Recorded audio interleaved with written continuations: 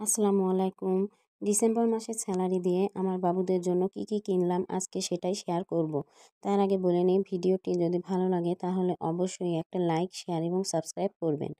কেনার যদিও শেষ নেই, তারপরও অল্প অল্প করে কিনলাম বাবুদের জিনিস। কিন্তু মার্কেটে গিয়ে নিজেকে বড্ড অসহায় লাগলো, কারণ আমরা সবাই জানি বাবুদের জিনিসের দাম অনেক বেশি। আর যেহেতু বাবু একটা না, তিনটা, তাই টাকাও বেশি লাগবে।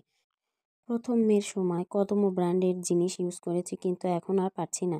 বেবিদের যেটা একটু প্রাইস কম সেইটা নেওয়ার চেষ্টা করছি। জানি না তোমাদের বেবিদের জিনিসপত্র কিনতে সমস্যা হচ্ছে কিনা, তবে আমি হিমশিম খেয়ে যাচ্ছি। 24 ঘন্টা ডায়পার পরে, ডায়পার ছাড়া চলে না। এই 6 মাসে নিজের জিনিস কেনা ভুলে গেছি। স্যালারি শুধু তুলি, কিন্তু চোখে দেখি না। টাকা হাওয়ার মতো ফুরিয়ে যায়। এখনও কত কিছু কেনা বাকি আছে। ভেজা টিস্যু 3 কৌটা লাগে। যেহেতু বাবুদের বাড়তি খাবার দিচ্ছি, তাই ওদের শীতের পোশাকটাও বেশি লাগবে, তাই আরও কিনতে হবে। ডায়পার এইটুকু দিয়ে কিছুই হবে না, আরও কিনতে হবে। পায়ের মোজা অনেকগুলো বাড়িতে ব্যবহার করছে, তাই মাত্র 2 জোড়া মোজা আনইউজড আছে।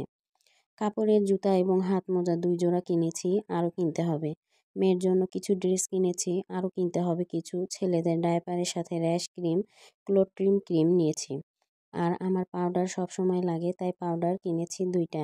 এখানে একটা গুরুত্বপূর্ণ ক্রিম আছে, তা হলো বেড সিএল ক্রিম। এই ক্রিম বাবুদের মশা বা পোকামাকড় কামড়ালে ব্যবহার করা হয়। দিনে 2বার ব্যবহার করার নিয়ম।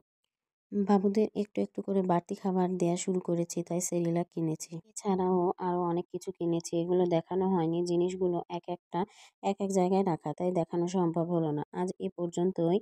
ভিডিওটি যদি ভালো লাগে তাহলে অবশ্যই একটা লাইক, শেয়ার এবং সাবস্ক্রাইব করবেন।